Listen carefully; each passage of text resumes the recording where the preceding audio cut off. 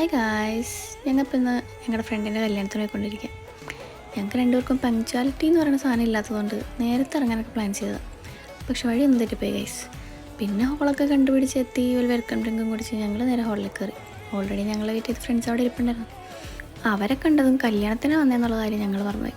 കുറച്ച് കഴിഞ്ഞാണ് സ്റ്റേജിൽ നിൽക്കുന്ന പെണ്ണിനും ചെക്കനും വരെ ഞാൻ ശ്രദ്ധിക്കണം. അപ്പോഴാണ് ഗൈസ് ഞങ്ങൾ ആ കാഴ്ച കാണുന്നത്. ഒന്നല്ല രണ്ട്, അതിലൊന്നാമത്തേത്.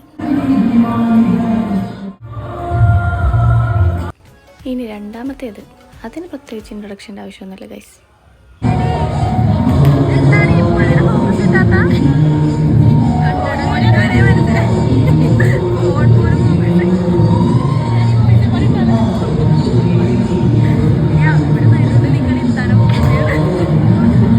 ഇതിൽ വലുതൊന്നും അവക്കിന് വരാനില്ല.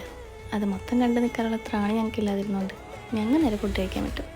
ഫുഡടിയും ഗോസിപ്പടിയും എല്ലാം കഴിഞ്ഞ് വന്നപ്പോഴേക്കും പെണ്ണിറങ്ങി. ഇതായിരുന്നു എൻ്റെ ഔട്ട്ഫിറ്റ്. പിന്നെ ഞങ്ങളുടെ ഒരു ഫോട്ടോ സെഷനാണ് ഈ കാണുന്നത്.